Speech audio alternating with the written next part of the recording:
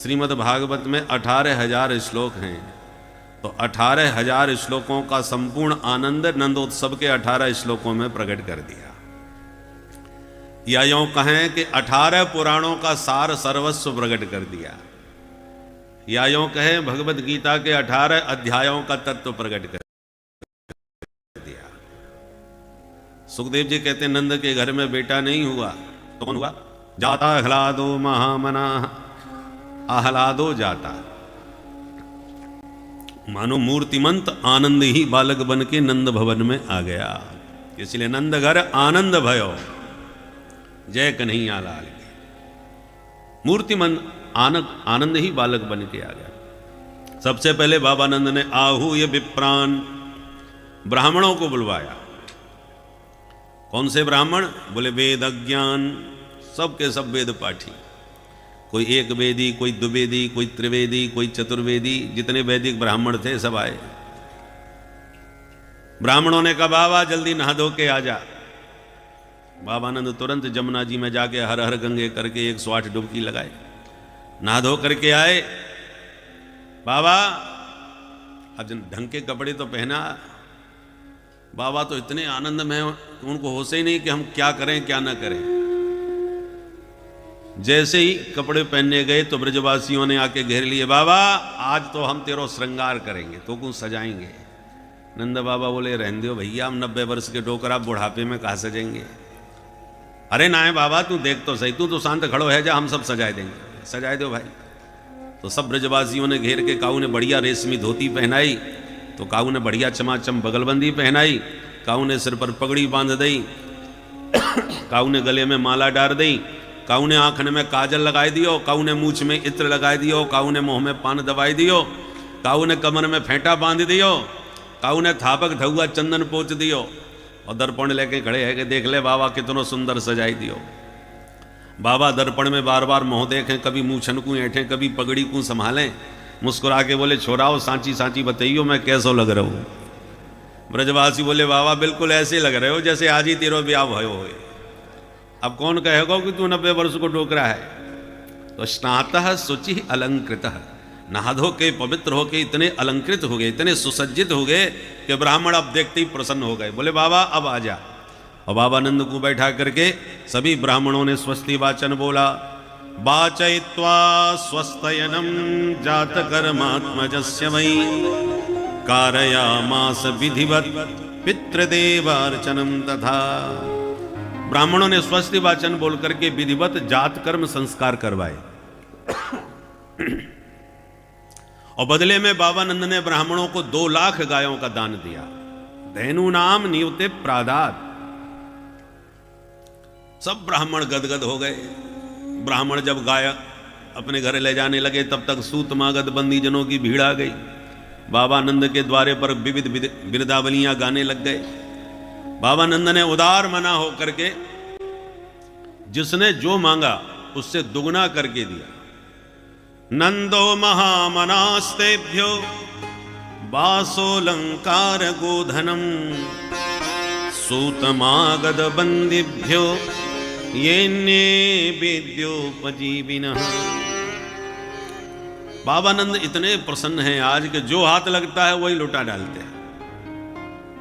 संसार में सबको यदि चाहिए तो केवल आनंद चाहिए, आनंद से ज्यादा कीमती चीज कोई नहीं है। और नंद के भवन में साक्षात आनंद आ गया। अब उन्हें किसी वस्तु की जरूरत नहीं है, जिसको जो चाहिए ले जाओ, सब लुटाए डाले। अचानक नंद बाबा को झूमते नाचते गाते बजाते याद आई, अरे भाई ब्रजवासियों हमसे एक भूल हो गई। का भूल है गई बाबा? बोले भैया अब की बार हम इनकम टैक्स जमा करवो भूल गए। बोलो राधे राधे राधे राधे। बाबा नंद के यहाँ 9 लाख गाय हैं, तो दूध दही का बहुत बड़ा कारोबार है। 9 लाख गायों का कितना दूध कितना दही। तो कंस ने टैक्स लगा दिया था मथुरा के, तो समय पर टैक्स पहुंचाना पड़ता था, और जिस तारीख में देना था वो निकल गई तारीख, खुशी के मारे ध्यान ही नहीं रहे। आनंद का समय कितनी जल्दी निकल जाता है पता ही नहीं चलता, और दुख की घड़ी काटे नहीं कटते। तो बाबा नंद खुशी के मारे सब भूल गए। तो बोले ब्रजवासियों, कंस बड़ा दुष्ट है, कहीं कुपित न हो जाए। एक काम करो, ये घर तुम्हारो है, ये लाला भी तुम्हारो ही है, अपनो ही समझो, प्रेम से गाओ बजाओ झूमो नाचो, पर मोह ने एक समय दो तो मैं वह कंस को कर दिया हूं। ब्रजवासी बोले बाबा तू घर की चिंता बिल्कुल छोड़ दे और प्रेम से जाके अपनो काम निपटा, तब ठीक है। तो गोपान गोकुल रक्षायाम निरूप्य मथुरांगतः नंदः कंसस्य वार्षिक्यम करम दातुम कुरुद्वः। कंसस्य वार्षिक करम दातुम नंदः मथुरांगतः। कंस को वार्षिक कर देने के लिए, आयकर जिसको कहते हैं, नंद बाबा मथुरा चले गए। और बाबा मथुरा गए, मथुरा से लाला की मौसी आएगी, कन्हैया की मौसी समझ गए। कंसेन प्रहिता घोरा पूतना बालघातिनी सुश्चकार निघ्नन्ति पुरग्राम ब्रजादिषु। कंस की मुंह बोली बहन पूतना अपने स्तनों में कालकूट जहर लगा के छोटे छोटे बच्चों को पिला के मारती हुई नगर ग्रामों से होती गोकुल में घुस गई। जैसे गोकुल में प्रवेश किया तो इसने जोड़ का हल्ला सुना, नंदगर आनंद भयो जय कन्हैया लाल की। सुनते ही समझ गई काऊ के घर में पूत भयो है, और नाम मेरो पूत ना, मैं किसी पूत को छोड़ने वाली नहीं। तो चलो यहीं से शुभारंभ करती हूं जिसका इतना हल्ला मच रहा है। तो जो गोपियां गाती बजाती झूमती नाचती जा रही थी, उन्हीं गोपियों के झुंड में ये भी बड़ी सुंदर छैली छबीली गोपी बन के मिल गई, बहुत मायावी थी। इसलिए इसने माया के द्वारा बड़ा सुंदर मनोहर रूप बना लिया। सुखदेव जी कहते हैं परीक्षित इतनी सुंदर लग रही थी, ऐसा प्रतीत होता था जैसे साक्षात श्री देवी आ गई हो। बोलो राधे राधे राधे। अब श्रीदेवी का अर्थ दूसरा मत लगा लेना, श्री देवी का मतलब लक्ष्मी देवी। सुखदेव जी कह रहे हैं भाई भागवत में, गोप्यः श्रियम दृष्टुमिवागतां पतिं। मानो साक्षात श्री देवी माने लक्ष्मी बैकुंठ छोड़ करके अपने प्रियतम का दर्शन करने उतर आई हूं धरती पर। इतनी सुंदर लग रही थी वह पूतना माया के द्वारा, और गोपियों के झुंड में मिलकर पहुंच गई नंद भवन में। सब गोपियां मैया को बधाई दे रही थी, तो इसने भी नाटक किया, अरे जसोदा बहन बधाई हो बधाई हो। बहना मैंने जैसी सुनी कि तेरे बुढ़ापे में छोरा भयो है, अरे मैं तो खुशी में बाबरी है गई। सब घर के काम धंधे सब छोड़ छाड़ के बस भागी भागी चली आई तेरा छोरा देखवे। अब तू ऐसे टुकुर टुकुर मेरे मौका देख रही है, ना पहचानी।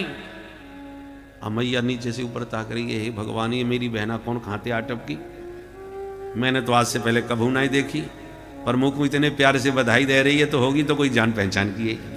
मेरा बड़ा भुलक्कड़ स्वभाव है, सब भूल भाल जाऊँ। अब मैं पूछूं कि तुम कौन है तो बुरो मान जाएगी, इसलिए मैया मन में शंका भी कर रही है और ऊपर से हंस के स्वागत भी कर रही है। अरे आओ आओ बहन आओ, तुम सबन को ये आशीर्वाद है जो खुशी को दिन या बुढ़ापे में आयो।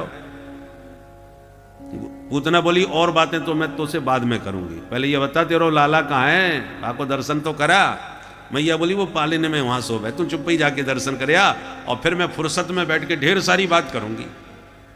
ठीक है बहन अभी आई, और यूं कह के पालने की ओर पूतना गई। पालने में प्रभु प्रेम से पौड़े हुए थे। जो प्रभु ने तिरछी निगाह से देखा, ओ हो मौसी जी आ रही हैं। देखते ही प्रभु पहचान गए और तुरंत प्रभु ने नेत्र बंद कर लिए। सुखदेव जी कहते हैं, विबुध्यताम बालक मारिका गृहम चराचरात्मा सनिमीलते क्षण। निमीलते क्षण, प्रभु ने पूतना को दूर से ही देखकर तुरंत आंख बंद कर ली। आंख बंद क्यों कर ली?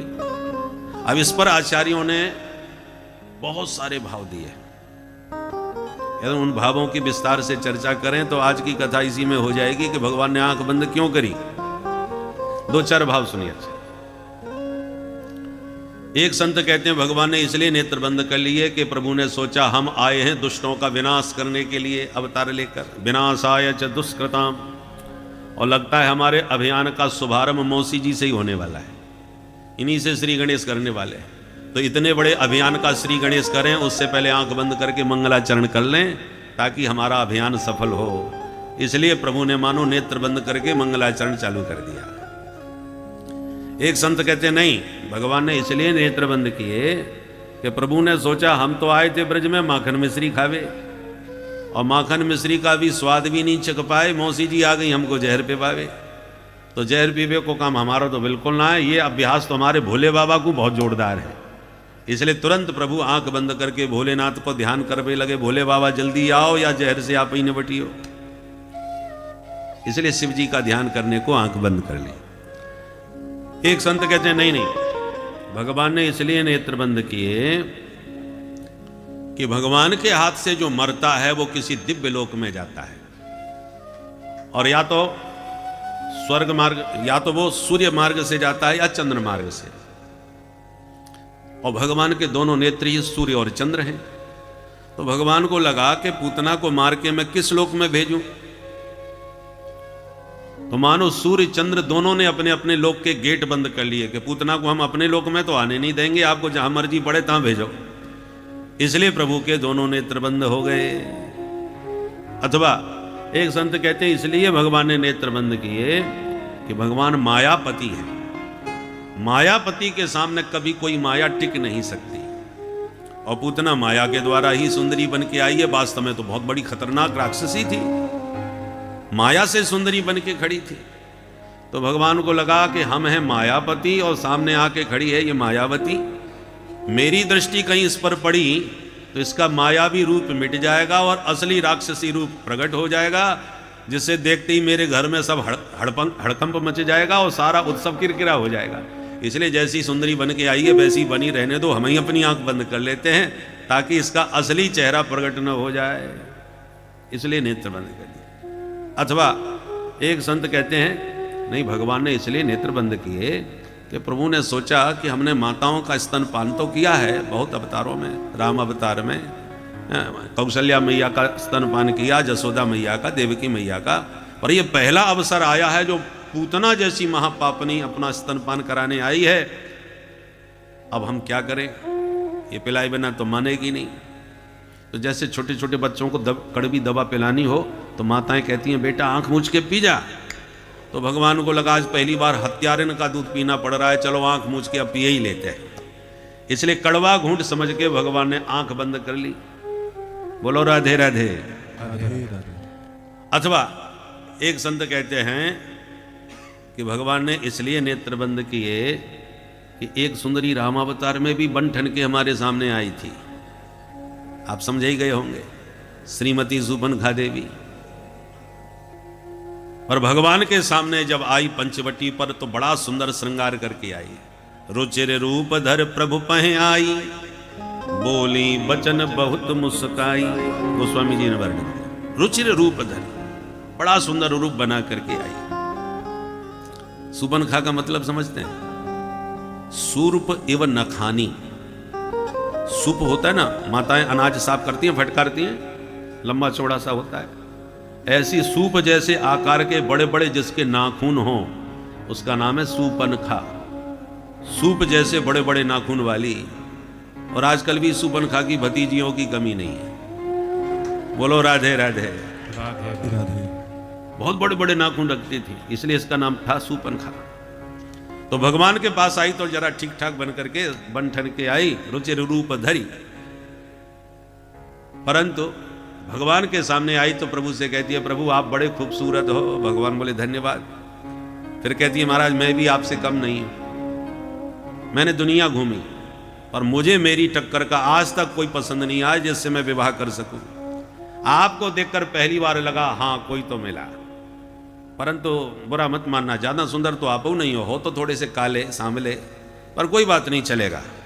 आप चाहो तो हमसे विवाह कर सकते हो। बोलो क्या विचार है। हम ऐसे ही नहीं मिले, विधाता ने हमको मिलाया है, क्योंकि तुम्हारे समान यदि कोई सुंदर पुरुष नहीं तो मेरी जैसी कोई सुंदर स्त्री नहीं, बहुत बढ़िया जोड़ा जमेगा हमारा।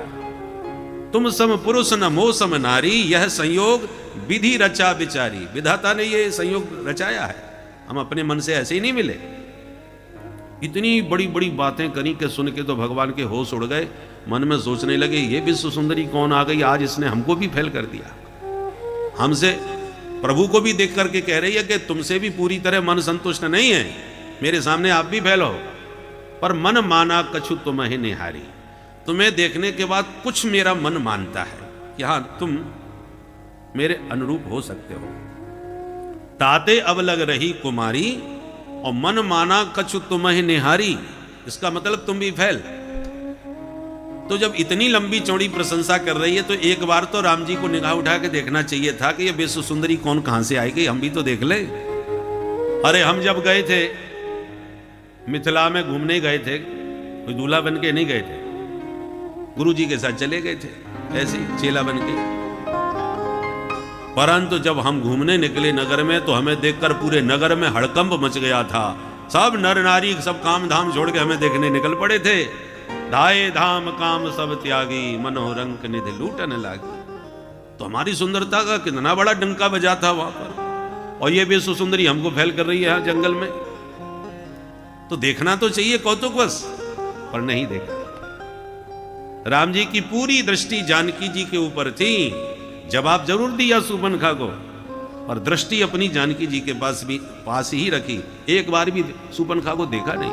गोस्वामी जी ने वर्णन किया, सीत ही चितय कही प्रभु बाता, सीत ही चितय कही प्रभु बाता, अहि कुमार मोर लघु भ्राता, अहि कुमार मोर लघु भ्राता, सीत ही चितय कही प्रभु बाता, सीत ही चितय कही प्रभु बाता। जिससे आप बात करते हैं उसकी तरफ आपका ध्यान होना चाहिए, दृष्टि होनी चाहिए। पर राम जी सामने खड़ी सूर्पनखा से बात कर रहे हैं और देख रहे हैं जानकी जी को। सीता ही चितय कही प्रभु बाता, क्यों? क्योंकि रामचंद्र परान दारान चक्षुषा नाभिपश्यति। भगवान कभी पर नारी को दृष्टि उठा के नहीं देखते। ये राम जी का आदर्श है, मर्यादा है, मर्यादा पुरुषोत्तम। और दूसरी बात, भगवान देखते हैं पर उसको देखते हैं जो दृष्टि का पात्र है। पात्र पर ही दृष्टि डालना चाहिए, को पात्र पर नहीं, दृष्टि बिगड़ जाती है। तीन का कभी भरोसा ना करे, दृष्टि, वृष्टि और ट्रष्टि। दृष्टि माने आंख कब बिगड़ जाए, वृष्टि माने बरसात, बरसात कब होने लग जाए कोई ठिकाना नहीं, और कब कौन सा ट्रष्टि फैल हो जाए। दृष्टि, वृष्टि और ट्रष्टि, इनका कोई भरोसा नहीं। इसलिए पात्र पर दृष्टि रखो, कुपात्र पर नहीं। तो प्रभु ने सोचा, रामावतार में जब सुंदरी बन के आई सूर्पनखा तो हमारी किशोरी जी बगल में ही बैठी थी। हमने उनको देख करके काम चला लिया, देखा ही नहीं उस तरफ। पर आज जब पूतना सुंदरी बन के सामने आई है तो हमारी तो किशोरी जी ना दाएं हैं ना बाएं हैं, अकेले पड़े हैं हम तो, दूसरा कोई है ही नहीं। और जो सामने आई है वो हमारी दृष्टि का पात्र ही नहीं है। तो देखें तो किसे देखें? तो दृष्टि का जब उचित कोई पात्र न सूझे तो आंख ही बंद कर लेना चाहिए, पर कुपात्र पर भूल के भी दृष्टि नहीं डालनी चाहिए। इसलिए कन्हैया ने नेत्र बंद कर लिए और पूतना को नहीं देखा। इस प्रकार से अनेक भाव हैं कि नेत्र बंद क्यों किए, आचार्यों ने अपने अपने ढंग से उसके भाव। पर गोविंद की गति गोविंद जाने, भगवान ने क्या सोच के नेत्र बंद किए वो तो भगवान ही जाने। पूतना आई और उसने देखा कि बच्चा सो रहा है, आंख बंद की है, तो सोता हुआ शिशु समझ करके उठाया, लाला को गोद में लिया और विष लगा हुआ अपना स्तन प्रभु के मुख में दे दिया। भगवान पीने लगे।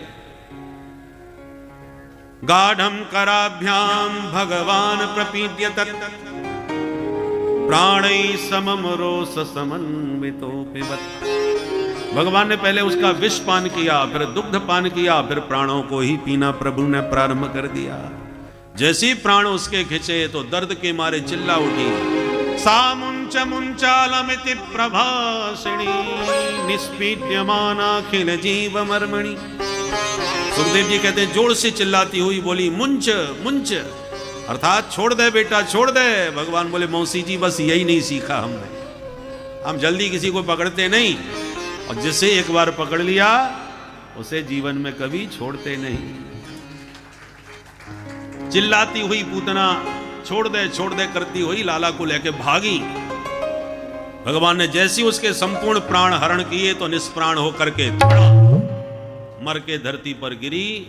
तो इतना विशाल शरीर इसने मरते मरते अपना असली रूप प्रकट कर दिया कि सुखदेव जी कहते हैं कि मर के जब धरती पर गिरी तो 6 कोस तक के वृक्ष टूट के चकनाचूर हो गए। बोल पूतना मर्दन भगवान की जय। पतमानो पितद्देहस्त्रिगव्युतिन्तरद्रुमान् चूर्णयामास राजेन्द्र महसादीदमद्भुतम्। त्रिगव्युति, संस्कृत में गव्युति माने 2 कोस और त्रिगव्युति माने 3 गव्युति का अर्थ 6 कोस। तो त्रिगव्युति अंतरद्रुमान चूर्णयामास, 6 कोस के अंतर्गत जितने द्रुम माने वृक्ष थे वो सब चकनाचूर हो गए। इतना विशाल शरीर, भूकंप सा आ गया महाराज। इतनी मरते समय इतनी जोर से चीखी कि दिशाएं गूंज गईं सब। जसोदा मैया डर गई, ये आवाज कैसी आई, ये भूकंप कैसो आयो भाई। तुरंत लाला को देखबे पालने के पास मैया गई तो पालने से लाला गायब। अब मैया चिल्लाई, है भगवान मेरो छोरा कहाँ गए और मेरे लाला है कौन ले गए। ब्रजवासी सब घबरा गए कि बाबा नंद गए हमारे भरोसे घर छोड़ के मथुरा, जल्दी पतो लगाओ भाई छोरा कहाँ गए। भाग करके सब बाहर निकले तो देखा पर्वताकार शरीर पूतना का मरा पड़ा हुआ है। उसके पेट पर बैठे लाला बड़े प्रेम से खेल रहे हैं। बोल नंद के लाला की जय। भाग के ब्रजवासी बेचारे नसैनी लगा करके बाहर के पहाड़ जैसे पेट से लाला को उतार के नीचे लाए, मैया की गोद में दिए और बोले मैया गजब है गयो, हमारी पूतना के पेट पे बैठो पायो तेरो छोरा। मैया बोली हे भगवान ये पूतना कैसे मरी। वाला बोले वो हमें खबर ना है कैसे मरी, हमें तो मरी मिली।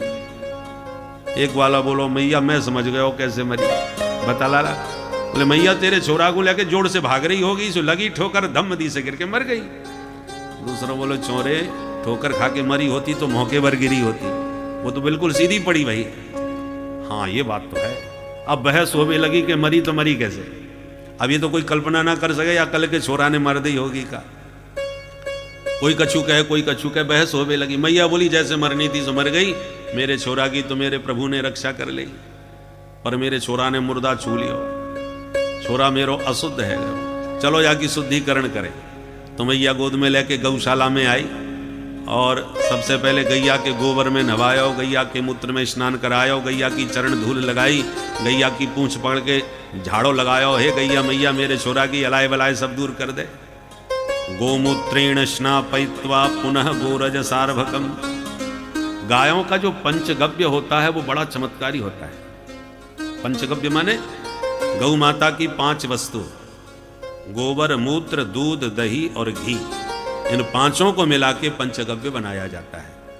उस पंचगव्य में स्नान भी किया जाता है, उसका पान भी किया जाता है।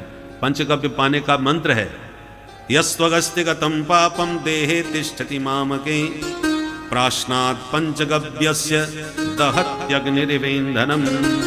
हे गौ माता आपका पंचगव्य हमारे समस्त शरीर के पापों को उसी प्रकार भस्म कर दे जैसे अग्नि ईंधन को जला करके भस्म कर देती है।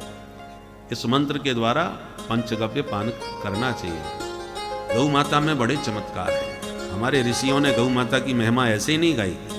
ऋषियों ने जिसकी महिमा बताई है उसका कोई ना कोई विशिष्ट कारण है, वैज्ञानिक कारण भी, चाहे वो गंगा हो चाहे गौ हो, सबका बड़ा विशेष महत्व है। गावो विश्वस्य मातरः, गाय को विश्व की माता कहा।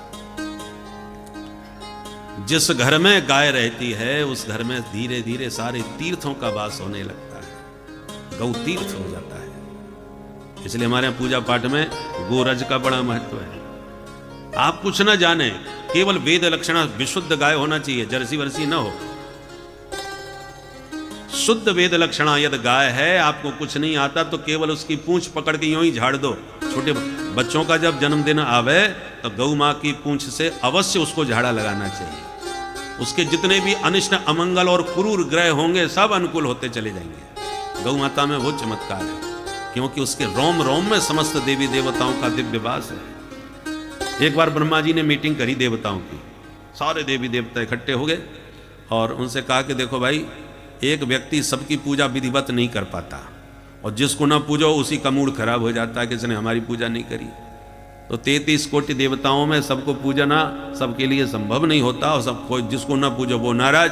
इसलिए कुछ ऐसा किया जाए कि इकट्ठा एक जगह ही सबकी पूजा हो जाया करे, कोई नाराज ना हो। ठीक है, हमें मंजूर है, सबने स्वीकार कहा, अच्छी बात है। तो तिथि निश्चित करी, अमुक तिथि में आप सब लोग अमुक समय पर आ जाइए। तो जो तिथि और जो समय दिया था सब देवता आने लगे। उस समय गौ माता का सृजन किया ब्रह्मा जी ने, और जो आता गया उसको उचित स्थान देते गए कि तुम यहां विराजो, तुम आंख में, तुम कान में, तुम पूंछ में, आदि आदि। परंतु सबसे अंत में विलंब से आई दो देवियां, महालक्ष्मी और महासरस्वती। ये सबसे विलंब माताओं का स्वभाव होता है, तो जो ज्यादा श्रृंगार करने में लगती है उनको विलंब हो ही जाता है। तो महालक्ष्मी ठहरी तो सब बजने सजने समरने में उनको बहुत विलंब हो गया। सबसे अंत में दोनों देवियां आई और ब्रह्मा जी से बोली, बताइए महाराज हमारी जगह, हमारा स्थान। ब्रह्मा जी बोले, हाउसफुल, अब कोई जगह नहीं। अरे कैसी बात कर रहे हैं आप? बोले क्या करूं, अब जितने अंग थे, जितने स्थान थे, सब फुल हो गए। तो लक्ष्मी जी ने कहा, ऐसा ना करो महाराज, समाज से हम बहिष्कृत हो जाएंगे, हमारी बेइज्जती की बात है ये तो। अरे कोई तो स्थान बचा होगा, बाद में जो आते हैं उनको फिर कहीं ना कहीं निर्वाह करना पड़ता है, जो जगह मिल जाए वही सही। तो जब बहुत अनुनय विनय करी लक्ष्मी जी ने, कि महाराज ब्रह्मा जी से कहा कोई तो स्थान बचा होगा हमारे लिए। ब्रह्मा जी ने कहा, आपके उपयुक्त तो कोई स्थान बचा नहीं है, केवल दो ही स्थान शेष हैं, गोबर और मूत्र। अब लक्ष्मी सरस्वती एक दूसरे को देखने लगी, अब क्या करें बहन, बोलो रहें कि चलें? लक्ष्मी जी ने कहा, देखो जो जगह बची है वही मिल जाए वही अच्छी है, नहीं तो इसी से भी हाथ धो बैठेंगी, कम से कम समाज के बीच तो रहेंगी। तब लक्ष्मी जी ने गोबर में अपना स्थान स्वीकार कर लिया, सरस्वती जी ने गौमूत्र में अपना स्थान स्वीकार किया। इसलिए गोमये बसते लक्ष्मी, गाय के गोबर में साक्षात महालक्ष्मी का वास है। और इसलिए हमारे घर में पहले प्राचीन काल में माताएं गोबर से घर में आंगन को लेपती थीं कि हमारे आंगन में सदा महालक्ष्मी का वास बना रहे। और ये तो धार्मिक बात है।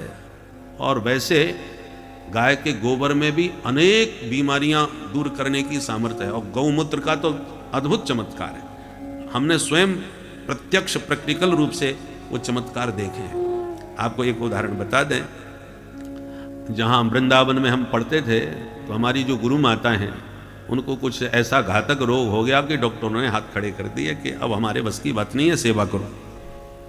और उनको घर ले आए कि अब कभी भी ये पधार सकती हैं। उस समय एक वैद्य आए, गुरु जी का बहुत नाम था, वो वृंदावन के वशिष्ठ धर्म संघ वाले गुरु जी कहे जाते थे। तो जो भी महापुरुष आते थे उनसे मिलते थे। शंकराचार्य जी भी उनको गुरु जी ही कहते थे, ऐसा उनका गौरव था, महिमा थी। तो जब वैद्य जी को पता चला, वैद्य जी आए, माता जी को देखे और गुरुदेव से कहा कि डॉक्टरों ने जो कहा उनको कहने दीजिए, मेरा एक निवेदन स्वीकार कर लीजिए। उन्होंने विधि बताई कि गौमूत्र को इस प्रकार से छान के तैयार करो और एक गिलास इनको प्रतिदिन पिलाओ। पीना तो कठिन होगा प्रारंभ में, फिर अभ्यास हो जाएगा। और इस प्रकार से उन्होंने विधि, जो विधि बताई वैद्य जी ने, उस ढंग से गौमूत्र पिलाना प्रारंभ कर दिया। और आश्चर्य की बात यह है कि माता जी इतनी स्वस्थ हो गई कि गुरुदेव हमारे 102 वर्ष की उम्र में अपना शरीर पूरा हुआ उनका, गुरुदेव का। जो गुरुदेव के सामने जाने वाली थी तो गुरुदेव 102 वर्ष की उम्र में गए, उसके 5 साल बाद माता जी पधारी। इतना स्वस्थ रह के लगभग 25 वर्ष और अधिक जी, केवल गौमूत्र का सेवन करने से। ये हम लोगों ने कोई कहीं सुनी इतिहास की बात नहीं, कि प्रत्यक्ष आंख देख की बात बता रहे हैं। और ऐसे हमने अपने ऊपर भी, मई के महीना था, बड़ा भयंकर गर्मी पड़ रही थी, और प्रयाग क्षेत्र में हम कथा कह रहे थे, प्रतापगढ़ में। तो इतनी गर्मी भयंकर थी कि न जाने क्या हुआ कि हम जहां खुजलाएं वहीं फपोला सा पड़ जाए, और पूरे शरीर में गर्मी के कारण बहुत खुजली हो गई। तो हम डॉक्टर को दिखाने के लिए प्रयागराज जाने की तैयारी कर रहे थे। तो हमारे एक मित्र हैं संतोष गौतम जी, आचार्य जी, उन्होंने कहा एक घरेलू नुस्खा पहले प्रयोग कर लो, प्रयागराज में गर्मी में कहाँ जाओगे। क्या? बोले गोबर और मूत्र मिला करके पूरे शरीर में लगा लो और थोड़ी देर 15 मिनट केवल बैठ जाओ।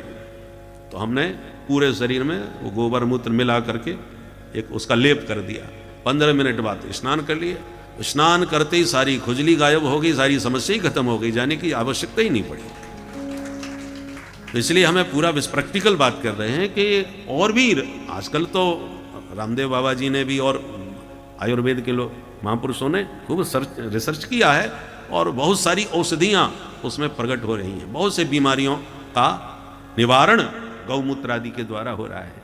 इसलिए गायों की बड़ी महिमा हमारे ऋषि मुनियों ने शास्त्रों में व्यक्त की है। हजारों, आजकल तो गौ कथा होने लगी, गाय के ऊपर पूरी कथा कही जा सकती है, इतना विस्तार से गायों की महिमा का वर्णन है। बोले गौ माता की। तो सुखदेव जी कहते हैं गोमूत्रेण स्नापित्वा पुनः गोरज सार्वगम। गोविंद को पंचगव्य में माता ने स्नान करवाया विधिवत, और गाय के पूंछ से झाड़ू लगाए भी लगी। जिन मंत्रों से मैया ने गाय की पूंछ का झाड़ा लगाया गोविंद को, इसको कहते हैं बाल रक्षा कवच। इंद्रियाणी हृषिकेश प्राणा नारायणो बतु श्वेतुदीपपदश्चित्तम मनो योगेश्वरो बतु। भागवत में इस प्रकार से बाल रक्षा कवच वर्णन किया है, जिसे पढ़ पढ़ के मैया ने लाला को झाड़ा है। वृंदावन की महिमा सुनते गोपी ग्वाल गाय बछड़ों को लेकर चल पड़े वृंदावन धाम। और जो वृंदावन की पावन भूमि में प्रवेश पाया, पुलकित होके प्रभु बोले मैया अब तो मैं यहां चराऊंगा गैया। मैया बोली बेटा गैया बाद में चरा, पहले छोटे छोटे बछड़ा चरावा तो सीख ले। तो कन्हैया छोटे छोटे बछड़ा चराने लगे वृंदावन में पहुंचकर। एक दिन वत्सासुर नाम का दैत्य बछड़ा बन के बछड़ों में मिल गया। प्रभु पहचान गए, पैर पकड़ के घुमा के पटक दिया, सो गोविंदाय नमो नमः। एक दिन पूतना का भाई बकासुर बगुला बन के आ गया, भगवान को खाने के लिए दौड़ा। भगवान ने मुंह पकड़ के बीच में से चीर दिया, सो गोविंदाय नमो नमः, मारा गया। एक दिन अघासुर अजगर सांप बन के आ गया, जंगल में मुंह फाड़ के सांस रोक के प्राणायाम करके बैठ गया। भोले भाले ब्रजवासी आंख मिचौनी खेलते खेलते वाकई खुले हुए मुख को गुफा समझ करके घुस गए। कन्हैया ने आवाज लगाई, तब तक तो भीतर चले गए, तो भगवान भी घुस गए पीछे पीछे। जैसे ही प्रभु ने प्रवेश किया, गप से इसने मुंह बंद कर लिया, तो सबके सब मूर्छित हो गए। भगवान सरकते सरकते उसके श्वास के छिद्र में घुस के बैठ गए, जहां से वो श्वास ले रहा था, और पूरी तरह से उसके श्वास छिद्र को रोक दिया। अब बिना श्वास के अघासुर छटपटा गया। थोड़ी देर में उसका ब्रह्मरंध्र फट गया, और उसी छिद्र से भगवान ब्रजवासियों को पकड़ पकड़ के बाहर निकाल लाए। बाहर आते ही भगवान की अमृतमयी दृष्टि से ब्रजवासी स्वस्थ हो गए, और अघासुर की प्राण ज्योति प्रकट होकर भगवान में समा गई। पर यह घटना 1 वर्ष के बाद ब्रजवासियों ने घर में आके बताई कि मैया तेरे कन्हैया ने अघासुर आज मार दियो। परीक्षित चौंके, महाराज 1 साल के बाद ये घटना क्यों बताई? 1 साल तक कहां थे? सुखदेव जी कहते हैं सुनो। बाहर आते ही अघासुर के मुख से ब्रजवासी बोले कन्हैया अब बड़ी जोर की भूख लग रही है, चलो कहीं पेट पूजा हो जाए। तो जमुना के तट पर यमुना की रेती में गोविंद बैठ गए। ग्वाला चारों तरफ से गोल चक्र बना करके घेर के बैठ गए। अपने अपने घर से लाया हुआ कलेवा खोल खोल करके सामने रख दिया, पाने लगे और पवाने लगे। कोई कन्हैया को खिला रहा है तो कन्हैया उसको खिला रहे। बहुत ही प्यारी झांकी प्रभु के भोजन की हो रही है। सुखदेव जी चित्र खींचते हैं शब्दों में। बिभ्रद वेणुं जठर पटयो श्रृंग बेत्रे च कक्षे बामे पाणौ मसृण कवलम तत्फलान्यंगुलीषु तिष्ठन्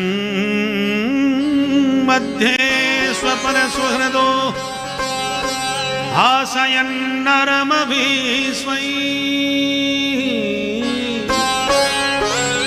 स्वर्गे लोके मिसति बुभुजे यज्ञ भुगबाल के।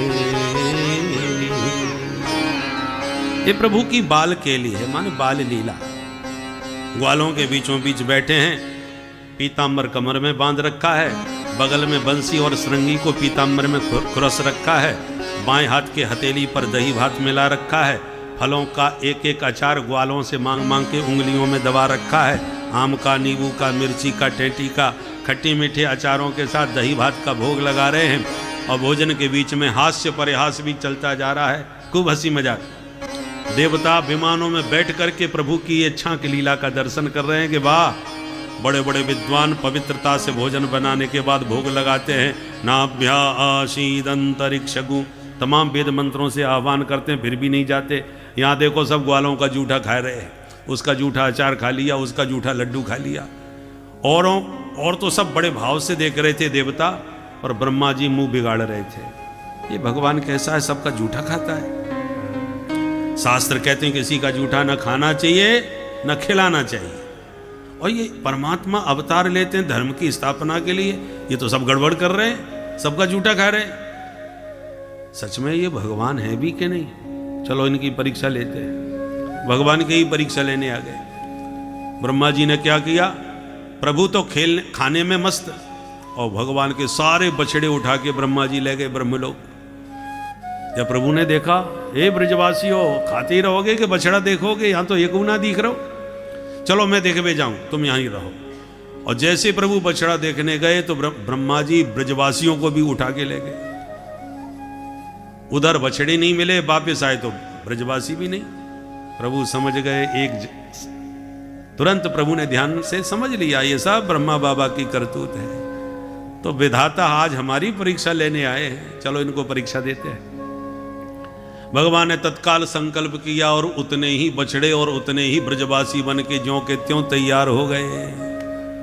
किसी प्रकार से कोई अंतर नहीं, केवल स्वरूप मात्र नहीं बनाया, स्वभाव तक वैसा बनाया। स्वभाव न बने तो पकड़े जाएंगे।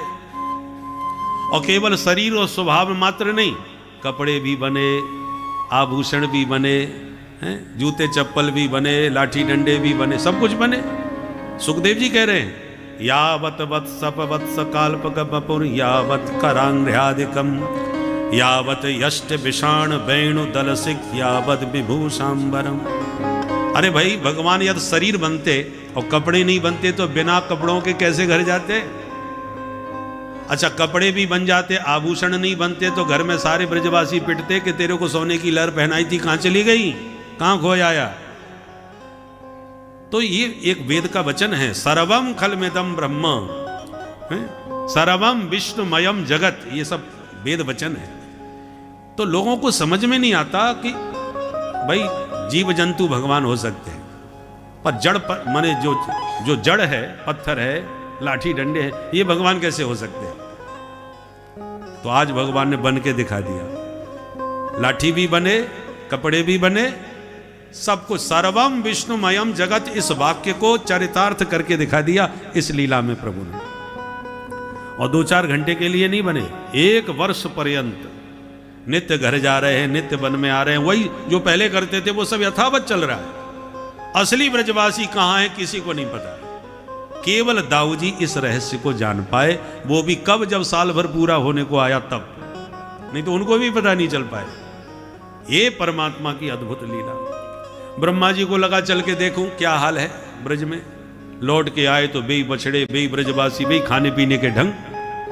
अब ब्रह्मा जी का माथा खराब हुआ, ये दूसरा ब्रह्मा कौन पैदा हो गया भाई? ये दूसरी सृष्टि किसने कर डाली ज्यों के त्यों हूँ बहू? बार बार ऊपर जाते हैं तो ऊपर भी सो रहे हैं सब, बार बार नीचे आते हैं नीचे भी खेल रहे हैं सब। तो सत्या के कतरे नेति ज्ञातुम निष्ठे कथंचन, इन दोनों में सत्य कौन से हैं, झूठे कौन से हैं, ये स्वयं विधाता निर्णय नहीं ले पाए तो दूसरा कोई क्या समझता।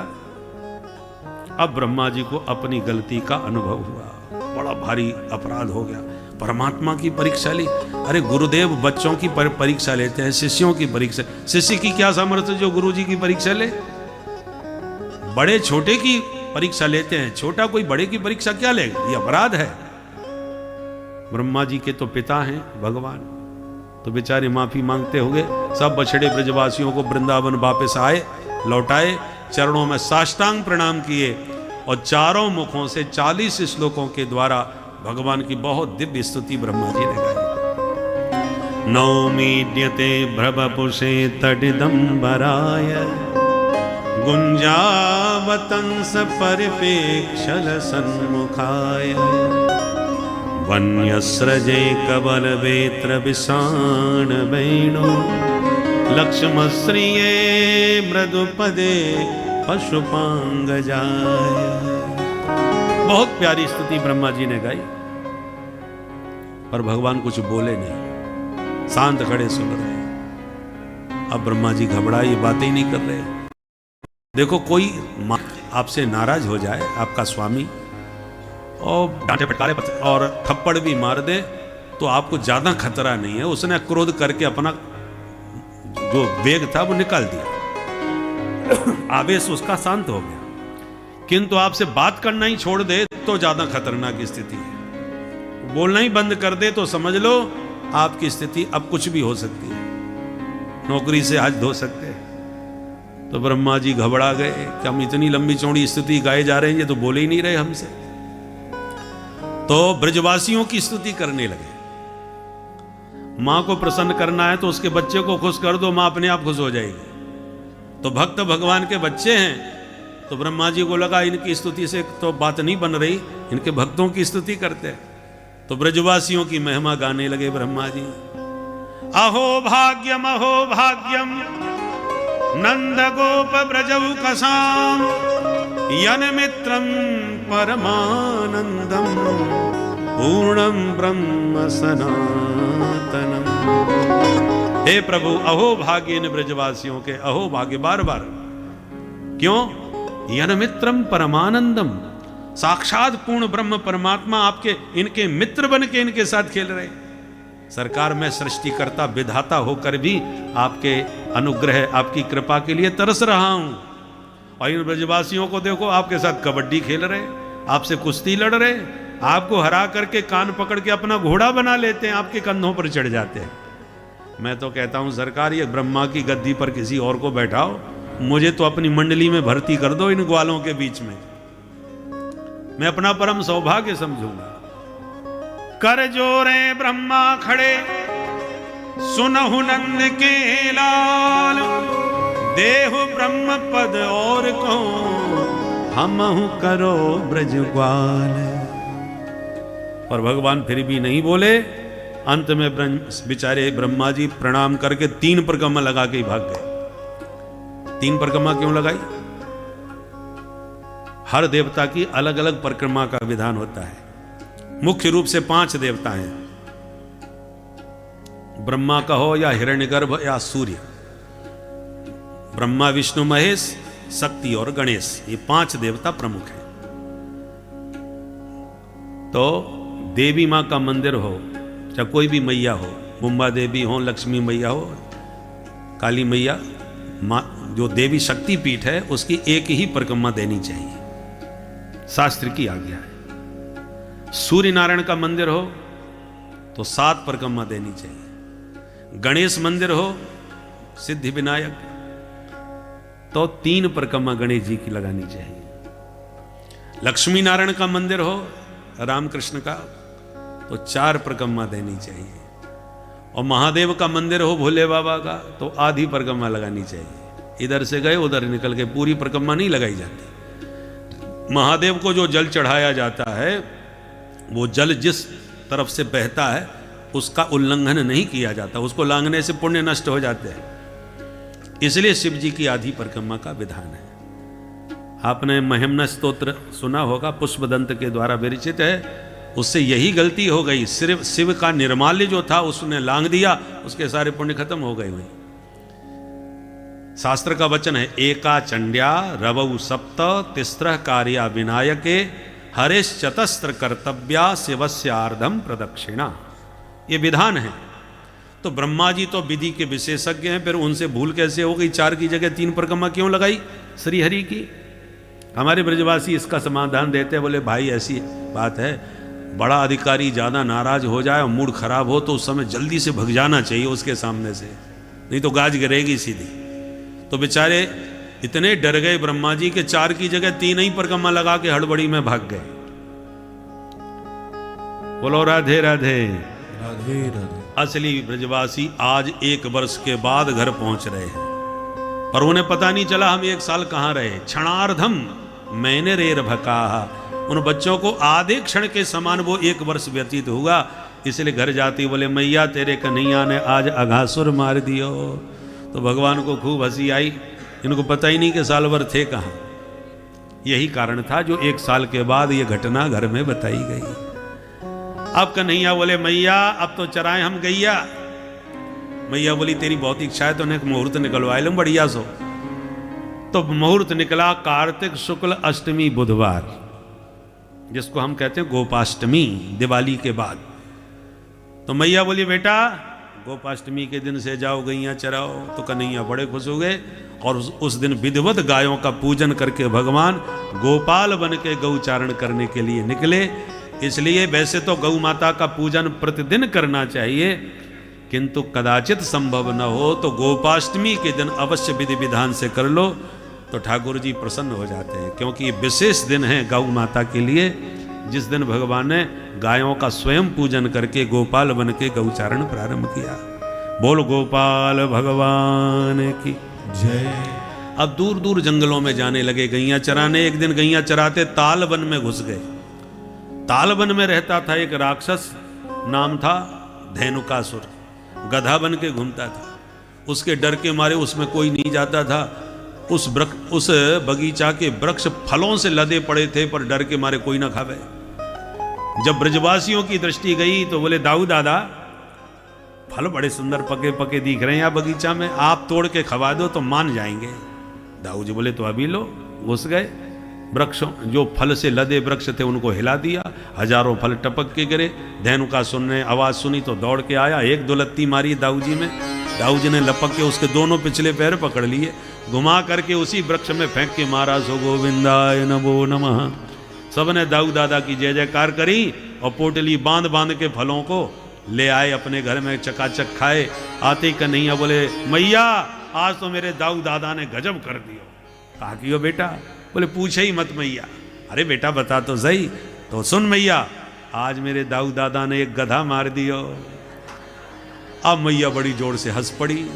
चोरे बेटा बलराम तू गधा मार तो फिरे। अब दाऊ जी का भयंकर मूड खराब। देख मैया तू समझा ले या नहीं आए। अरे मैंने बड़ो भारी राक्षस मारो, इनको मीठे मीठे फल खवाए और ये मेरा ऐसा उपहास करे, मजाक उड़ावे। आज के बाद मैं यहाँ के संग बिल्कुल ना जा सकूं।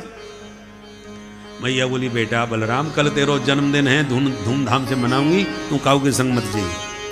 तो दूसरे दिन दाऊ दादा नहीं गए, कन्हैया अकेले ही ब्रजवासियों के साथ निकल गए। कन्हैया यही चाहते थे कि एक दिन दाऊ जी मेरे साथ न जाएं तो मैं काली दह पर पहुंच जाऊं।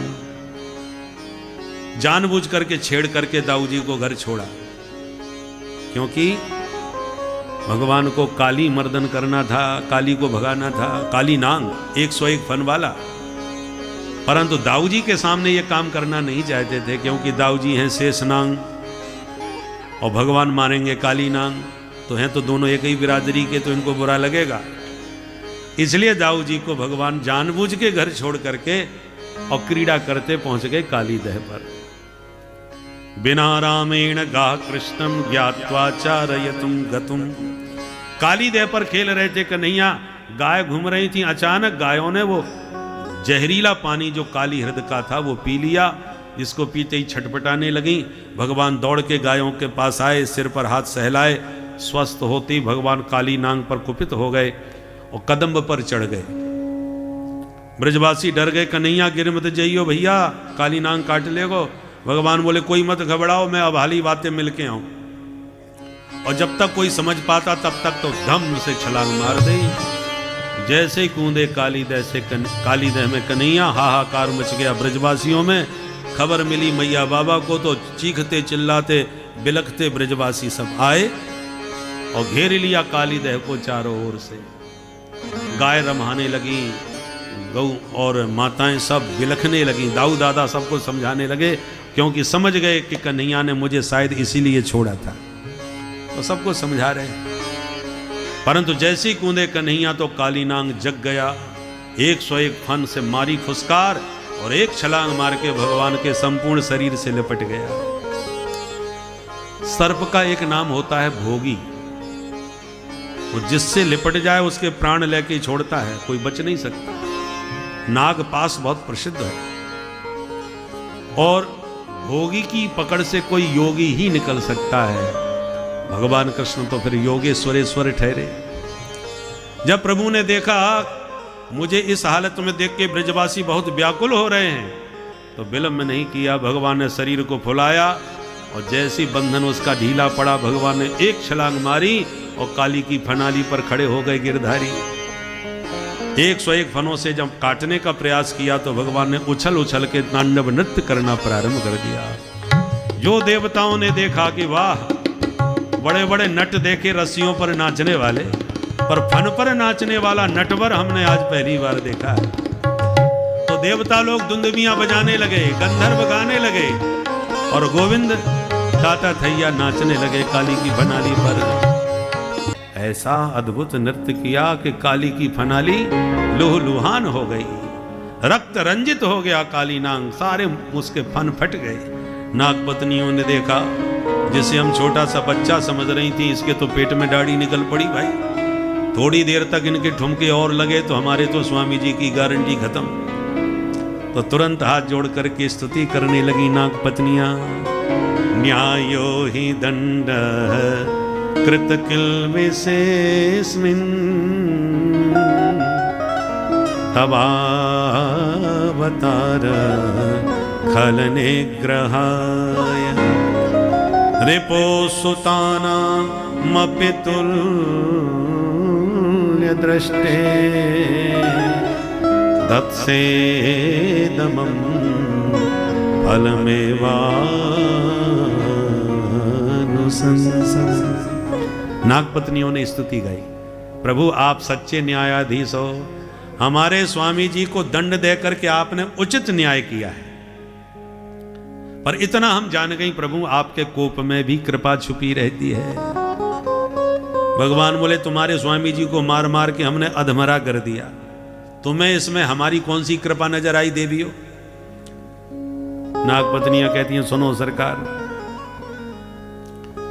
आपके चरणों के चमत्कार के बारे में हमने सुना है। ये वो चरण हैं जिनका महादेव शंकर निरंतर ध्यान करते हैं, ब्रह्मा जी भी जिसकी वंदना करते हैं। परंतु इतना ध्यान करने वाले शंकर को भी आपने केवल चरण का चरणामृत ही दिया, चरण कभी उनके माथे पर नहीं धरा। राजा बलि ने जब सर्वस्व दान कर दिया तब आपने एक चरण बलि के माथे पर तो धर दिया। पर बड़ भागी हमारे स्वामी कालीनाग, न ध्यान किया न दान किया, बिना मांगे आप चले आए और दोनों चरणारविंद हमारे मालिक के माथे पर पधरा दिए। ये हमारे स्वामी के ऊपर कृपा नहीं तो और क्या है? इस बात से भगवान खुश हो गए। मांगो देवियों क्या चाहती हो? नागपत्नियों ने कहा पति प्राण प्रदीयताम। बहुत कृपा हो गई महाराज, कहीं हम विधवा ना हो जाएं। पतिदेव के प्राणों की भीख मांगती हैं आपसे। भगवान बोले अब तुम कहती हो तो चलो माफ करते हैं। ज्यों ही भगवान फन से नीचे उतरने को हो गए, कालीनाग एकदम फुसकार भर के तन गया। भगवान तुरंत सावधान हो गए। नागपत्नियों से कहा देखा तुमने, तुम गिड़गिड़ा रही हो, ये तो अभी भी हमको अकड़ दिखाई जा रहा है, इसकी बुद्धि ठिकाने नहीं है, समझाओ। नागपत्नियों ने कालीनाग को इशारा दिया, अरे जल्दी माथा नीचे कर दो, ये 2 ठुमके में छुट्टी कर देंगे तुम्हारी, बड़ी मुश्किल से राजीनामा हुआ है। कालीनाग फुसकारता हुआ बोला मैंने क्या अपराध किया है जो माफी मांगू इनसे? भगवान बोले दुष्ट कहीं के, इतना विश्व बमन किया कि पूरे ब्रज का वातावरण बिगाड़ दिया, मेरी गौ माता को कितना कष्ट हुआ, ऊपर उड़ने वाले पक्षी भी विषाग्नि से गिर के मर रहे हैं, और फिर भी कह रहा है मैंने क्या अपराध किया? कालीनाग बोला 1 मिनट महाराज, बड़े से बड़े अपराधी को भी मौका दिया जाता है उसकी बात कहने का। अरे कसाब जैसे आतंकवादियों को भी सरकार अवसर देती है जो रंगे हाथ पकड़े जाते हैं, तो मुझे भी तो थोड़ा अवसर दो, मेरी भी बात सुनो। भगवान बोले अच्छा बताओ क्या कहना चाहते हो? बोले प्रभु बस पूछना चाहता हूं आपसे कि ये संसार किसने बनाया? भगवान बोले हमने। तो क्या आप ही जगदीश्वर हो? भगवान बोले बिल्कुल हैं। अच्छा तो यदि आपने ही सारा संसार बनाया तो हम सांपों को किसने बनाया? भगवान बोले जब दुनिया बनाई तो आपको भी हम नहीं बनाया है। यदि आपने ही हम सांपों को बनाया तो हमको जन्मजात हमारे मुख में जहर किसने डाला है? भगवान बोले वो भी हमने ही डाला है। तो हमको महाक्रोधी तामसी तमोगुण किसने दिया है, क्रोधी स्वभाव किसने दिया? भगवान बोले वो भी हम नहीं दिया। काली नाग बोला बस हो गया मेरा निर्णय, तेरा तुझको अर्पण क्या लागे मेरा। आपने सर्प शरीर दिया, मुख में जहर दिया, स्वभाव में क्रोध दिया, जो आपने हमको दिया वही हमने आपको दे दिया। तो आपकी दी वस्तु है तो आपको ही हम दे रहे हैं, तो हम अपराधी कहां से हो गए ये बताइए। भवानी ही कारणम तत्र सर्वज्ञो जगदीश्वर अनुग्रहम निग्रहम मन्य से तद विधेन। आप स्वामी हो, सर्वज्ञ हो, समर्थवान हो, अनुग्रह करो या निग्रह करो, पर मैंने जो कुछ किया उसके मूल कारण मैं आपको मानता हूं। सागर मंथन हुआ था, अमृत और विष दोनों निकले थे। क्या अमृत की बूंदें नहीं टपका सकते थे विष की जगह पर? यदि अमृत हमारे मुख में होता आज तो हम भी घर घर में तोता मैना की तरह पाले पोसे जाते, दूध घी खाते, सबके लाडले बन जाते। पर आपने जहर डाल दिया, इसके कारण लोग घृणा करते हैं। शांति से भी जा रहे हो तो देखते ही लोग मुंह कुचल के प्राण ले लेते हैं। अब बोलो हमारी गलती क्या आपकी? भगवान समझ गए ये तो कुछ ज्यादा ही पढ़ा लिखा निकला भाई, हमको ही कटघरे में खड़ा कर दिया। तो भगवान मुस्कुरा गए। भगवान से बहस करने वाले 3 भक्त हो गए हैं, काली बाली बली। बली और बाली की कथा तो प्रसिद्ध हो, काली की आप सुन ही रहे। बड़ा तर्क किया महाराज। भगवान बोले तेरी बातें हमने सब सुन ली, अब हमारी भी तू ध्यान से सुन। काली नाग बोलो बोलो। भगवान बोले यदि हमने तुम सर्पों को विषैला बनाया है तो तुम्हें रहने के लिए हमने रमणीक द्वीप भी बना के दिया है, जहां केवल तुम्हारी सर्प जाति का ही वास है। भगवान बोले काली नाग जब हमने तुम्हारे लिए तुम्हें विषधर बनाया तो तुम्हारे लिए अलग देश रमणक द्वीप बना के दिया ताकि तुम प्रेम से वहां रह सको। क्योंकि हम जानते हैं सज्जनों के साथ, सात्विक लोगों के साथ तुम विषधर रह ही नहीं सकते। प्रश्न यह है कि जब तुम्हारे लिए हमने अलग देश बना दिया तो अब यहां बैठ करके तुम विश्व बमन क्यों कर रहे हो? देश का वातावरण जहरीला क्यों बना रहे हो? क्या यह तुम्हारा अपराध नहीं है? और यदि तुमको ऐसे ही यहां बैठ करके जहर फैलाना ही था तो अपने लिए फिर देश क्यों अलग बनाया? भगवान ने ठीक से समझाया। काली नाग हाथ जोड़ के बोला सरकार क्षमा करें, स्वभावो दुस्त्यजो नाथ। प्रभु हम क्या करें, हम स्वभाव से विवश हैं। आपने जैसा स्वभाव बनाया हम अपना स्वभाव त्याग नहीं सकते। भगवान बोले तो बताओ हमें भी पता चले तुम्हारा कैसा स्वभाव है। काली नाग बोला हमारा स्वभाव ऐसा है सरकार, जहां हम अल्पसंख्यक होते हैं ना तो बिल में छुप के बड़ी शांति से रहते हैं, सबसे भाईचारा निभाते हैं। पर हम लोगों को संख्या बढ़ाते देर नहीं लगती। जहां हमारी पर्याप्त संख्या हो जाती है सोई हम बिलों से बाहर निकलते हैं और फिर अपना असली तांडव दिखाते हैं, और जितने भी सज्जन सात्विक लोग होते हैं सबको डस खाते हैं। ये हमारा स्वभाव है और उस स्वभाव से हम विवश हैं, जहां जाते हैं वहां यही तांडव करते हैं। भगवान बोले यदि तुम स्वभाव नहीं बदल सकते तो तुम्हारे लिए देश भी तो अलग बना दिया, तुम वहां जाओ अपने भुजंगों में भर्ती हो जाओ, जो मर्जी आवे जहर फैलाओ, हमें तुमसे कभी कोई शिकायत नहीं होगी। पर यहां हम तुमको विश्व बमन नहीं करने देंगे। तुम यदि भोगी हो तो हम भी योगी हैं। बोलो राधे राधे। राधे राधे। तांडव नृत्य तो तुमने हमारा देख ही लिया, कितना ताता थैया नाचते हैं। सारा विश्व तुम्हारा बमन करा देंगे। इसलिए रहना है तो भाईचारे के साथ रहो। अभी भी हम तुम्हारा स्वागत करते हैं, पर तुम तो भाई को ही चारा समझते हो। ऐसे कब तक भाईचारा चलेगा? इसलिए अपने देश में जाओ, जैसे मर्जी आवे वैसे रहो, अथवा अपना स्वभाव बदल के सज्जन बन के रहो। काली नाग बोला ठीक है आप कहते हो तो चले जाते हैं, परंतु हमारे देश की हालत तो वैसी पतली हो रही है सरकार। वहाँ क्या खाएंगे, कैसे रहेंगे, कैसे जिएंगे? फिर भी आप कहते हो तो हम चले जाएंगे, परंतु हमें सबसे ज्यादा खतरा है आपके इस गरुड़ का। भगवान बोले गरुड़ से क्या खतरा है? अरे सरकार मत पूछो, ये आपका वाहन जो गरुड़ है बहुत खतरनाक है। हमारे देश का कोई नाग आ करके 25-26 लोगों को डस के चला जाए तो तुम्हारा गरुड़ यहाँ से उड़ के जाता है, 25 की जगह 500 को अपना आहार बना जाता है। हमारे को माए ब्याज के सबको खाता है। इसलिए कृपा करके इस गरुड़ से हमारे प्राणों की रक्षा करो। भगवान बोले सुनो, हमारा गरुड़ अनावश्यक किसी सर्प पर कभी प्रहार नहीं करता। हमारा गरुड़ उन सांपों को खाता है जो सांप हमारे ही देश में रह करके हमारे ही देश का अन्न खाते हैं, दूध घी खाते हैं और हमारे ही देश को डसने के लिए 24 घंटे घात लगाए बैठे रहते हैं। ऐसे जो आस्तीन के सांप हैं, हमारा गरुड़ उन सांपों को अपना आहार बनाता है। इसलिए इस देश में रहना है तो राष्ट्रभक्ति के साथ रहो। यदि राष्ट्रभक्ति तुम्हारे भीतर होगी तो ये देश तुम्हें राष्ट्रपति बना करके पूजेगा। राष्ट्रभक्ति दिखाओ तो सही, देश तो तुम्हें राष्ट्रपति बनाने को तैयार है, बनाया है। परंतु राष्ट्रद्रोही बन के रहोगे तो गरुड़ से बच नहीं पाओगे, चाहे जिस बिल में घुस जाना। हमारा गरुड़ तुम्हें बुलडोजर से खोद खोद के बाहर निकाल लेगा और तुम्हें तुम्हारे स्थान पर पहुंचा देगा। इसलिए काली नांग ये विश्व भ्रमण करना छोड़ो, या तो भाईचारे से रहो या अपने देश चले जाओ। काली नांग ने कहा प्रभु हम स्वभाव तो कभी बदल नहीं पाएंगे, इसलिए चलो हम अपने देश में ही चले जाते हैं। भगवान बोले पर गरुड़ से बिल्कुल न डरना, मैंने नाच नाच के अपने चरणों की मोहर मार दी है तेरे फन पर। अब तू पालतू हो गया, फालतू नहीं रहा। कुत्ते दो प्रकार के होते हैं ना, फालतू कुत्ते जगह जगह पिटते हैं और पालतू होने पर फिर उस पर कोई हाथ नहीं उठाता। और पालतू का पता भी तो चलना चाहिए, गले में पट्टा हो तो पता चलता है कोई पालतू है, भाई फालतू नहीं। ऐसे हम सनातनी हैं, भगवत भक्त वैष्णव हैं, हमें पता तो चलना चाहिए, दिखना तो चाहिए। ऊर्ध्व पुंड माथे पर हो, गले में तुलसी की कंठी हो, कोई भी देखते ही पहचान जाता है कोई वैष्णव है, कोई भगवत भक्त है।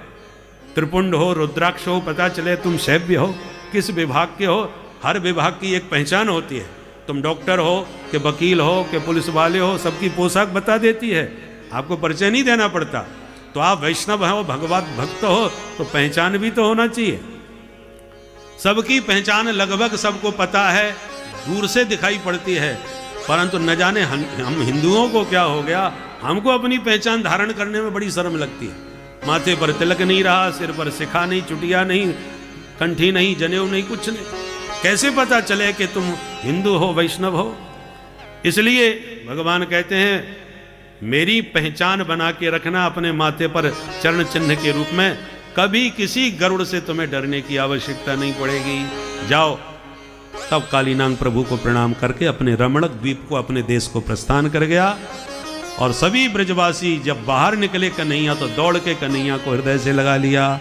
बोल काली मर्दन भगवान की जय। इस प्रकार भगवान ने कालीनांग का निग्रह किया। उसके बाद ग्रीष्म ऋतु आई, फिर बरसात ऋतु आई, फिर शरद ऋतु आई। और शरद ऋतु में माधव ने बहुत प्यारी मधुर मुरली बजाई। बंसी की तान जिस गोपी के पड़ी कान, वही भूल गई समस्त भान। और गाने लगी कन्हैया की बंसी की महिमा। इसी का नाम है वेणु गीत। गोपियों ने 5 गीत गाए हैं, वेणु गीत, प्रणय गीत, गोपी गीत, भ्रमर गीत और युगल गीत। ये गोपियों के 5 गीत हैं श्रीमद् भागवत में। और गीत का मतलब गायन, गाना चाहिए। इसलिए हमने कोरोना काल में इन सभी गीतों का स्वर तालबद्ध करके गा करके अपने YouTube पर डाल दिया है। भागवत कल्पद्रुम नाम का जो हमारा YouTube पर चैनल है, जो भी इन गीतों को सुनना चाहें वो आप उस कल्पद्रुम में जा करके सुन सकते हैं, क्योंकि श्रीमद् भागवत सप्ताह में पूरा गीत गाना संभव नहीं है। गोपियां मिलकर के बंसी की महिमा में गुनगुना रही हैं, गा रही हैं। क्या गा रही हैं? ध्यान से 1-2 श्लोक सुनो। इति वेणुरवं राजन् सर्वभूत मनोहरम् श्रुत्वा व्रजस्त्रिय सर्वा वर्णयन्त्यो भिरे भिरे अक्षण्वतां फलमिदं न परं विदाम। अक्षण्वतां फलमिदं न परं विदाम। सख्यः पशूननु बिबे सयतोर्वयस्यै। पशूननु बिबे सयतोर्वयस्यै। वक्त्रं व्रजे ससुतयोरनु वेणुजोष्णम्। वक्त्रं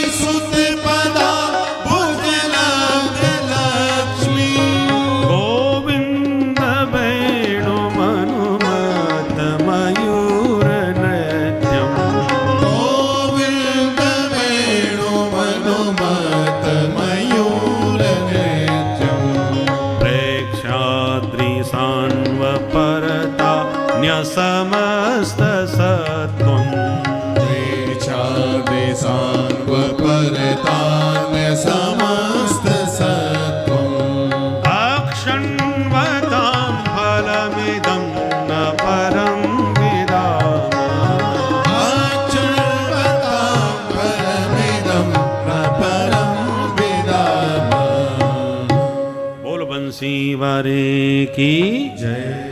इस प्रकार से इस पूरे गीत में कन्हैया की बंसी की विशेषता बतलाई गई है, पर समय नहीं है विस्तार का। कल अभी हम लोग रास पंचाध्यायी का आनंद लेंगे तो रास में भी भगवान की बंसी बजेगी, तभी बंसी की विशेषता आपको बताएंगे। ये बंसी कौन है, भगवान को बंसी इतनी प्यारी क्यों है, भगवान ने गोपियों के चीर क्यों चुराए, उनके साथ रास क्यों रचाया, इन सब प्रश्नों का जवाब कल की कथा में आपको मिलेगा महारास के माध्यम से। अब हम चलते हैं गिरिराज जी की पूजा करने के लिए। एक बार भगवान ने गोपियों के चीर चुरा के उन्हें वापस वस्त्र लौटाए, एक बार ब्राह्मणियों के लाए हुए भोजन को ग्रहण करके भगवान ने यज्ञ पत्नियों पर अनुग्रह किया। अब एक दिन कन्हैया ने देखा मैया सुंदर सुंदर बहु व्यंजन बना रही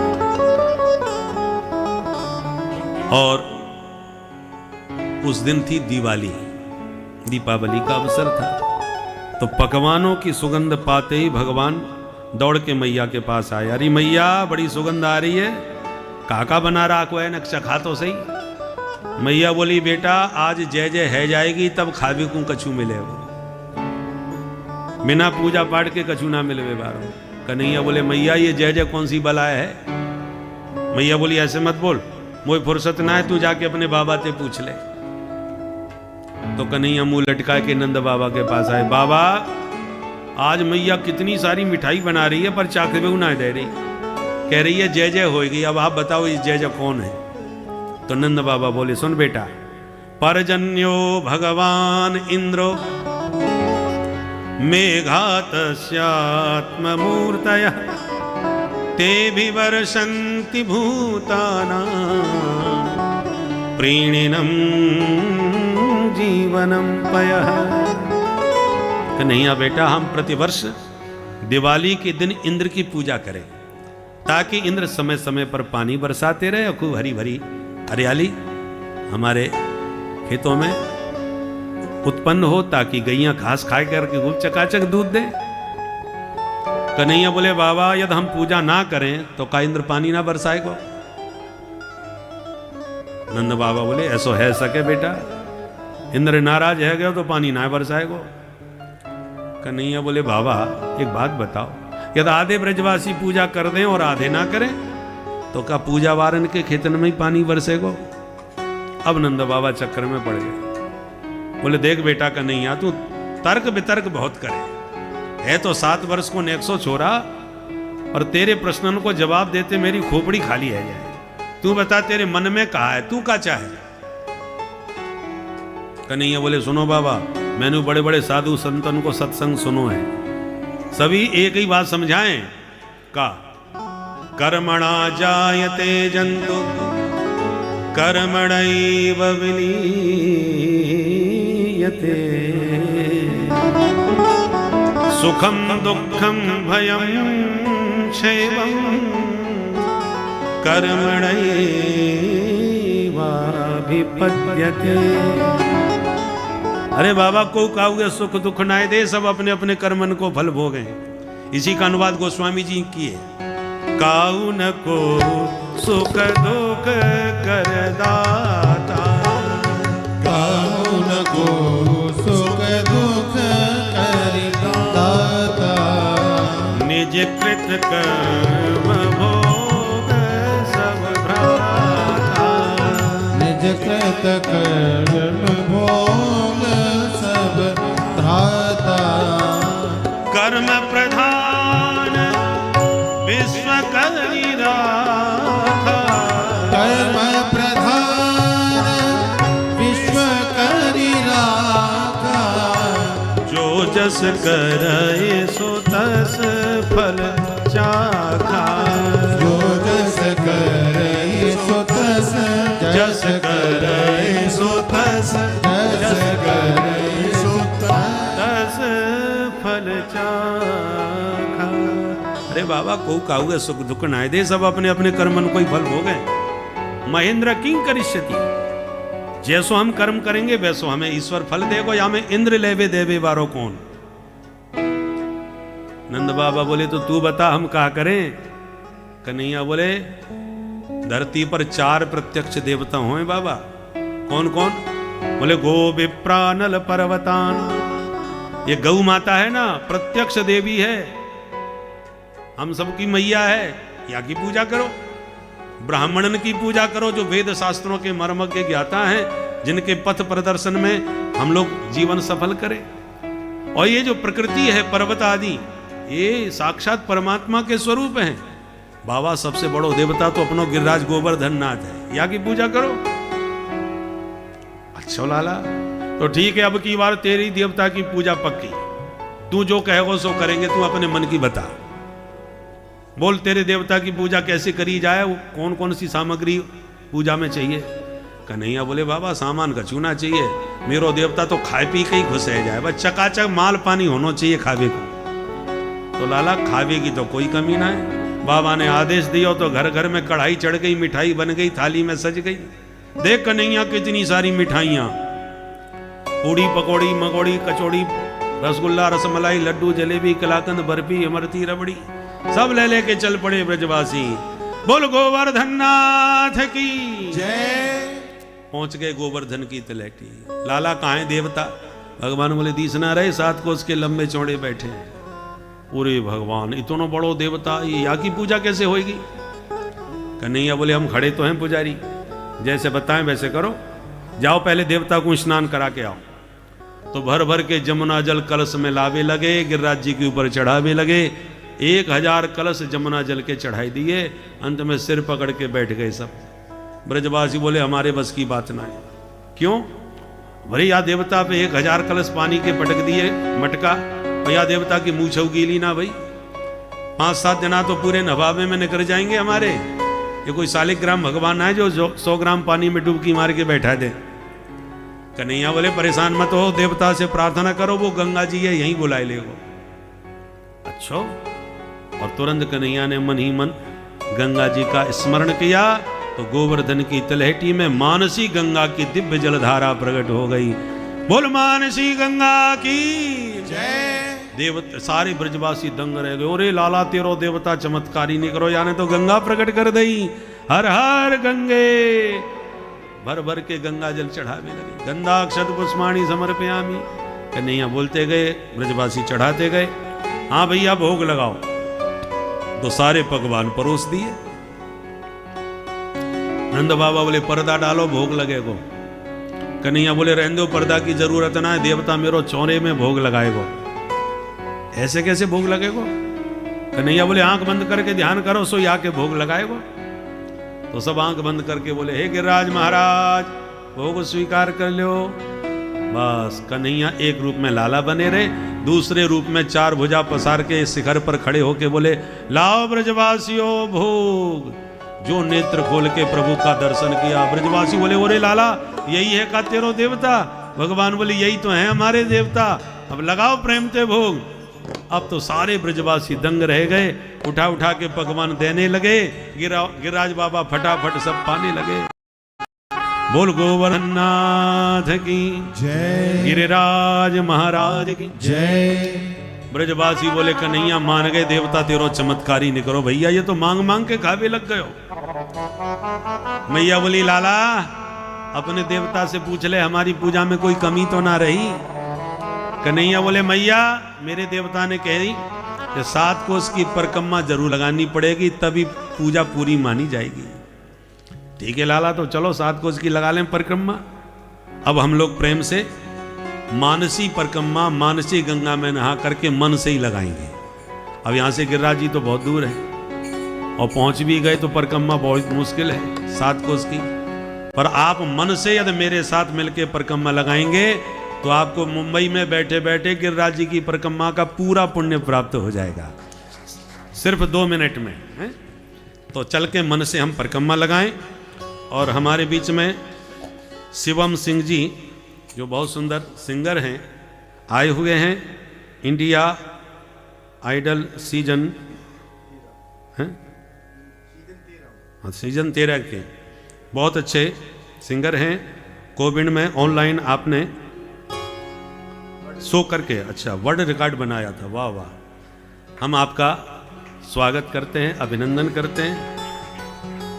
ऐसी ऐसी विभूतियाँ हम लोगों को सहज सुलभ बम्बई में ही हो सकती हैं, तो हम इनकी वाणी का भी आनंद लेंगे और इनके स्वरों की लहरी में गोता लगाएं। उससे पहले एक बार मन में मानसी गंगा में गोता लगा के आ जाएं हमारे।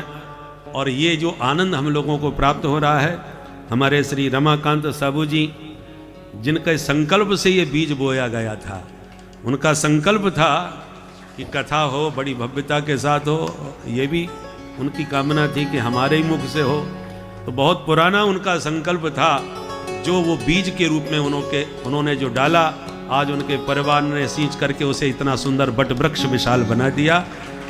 जिस बट वृक्ष की छाया में हम लोग दिव्य शीतलता का आनंद ले रहे हैं, स्वरों से भी, साहित्य से भी, और गोविंद के गुण गणों की गंगा में गोता लगा करके। इसलिए केवल 2 मिनट हम एक बार गंगा जी, वो मानसी गंगा में गोता लगा के परिक्रमा लगा लें, फिर हम इनकी वाणी से दिव्य इनके स्वरों का आनंद लेंगे। बोल गोवर्धन नाथ की जय। पूंछरी के लौठा की जय।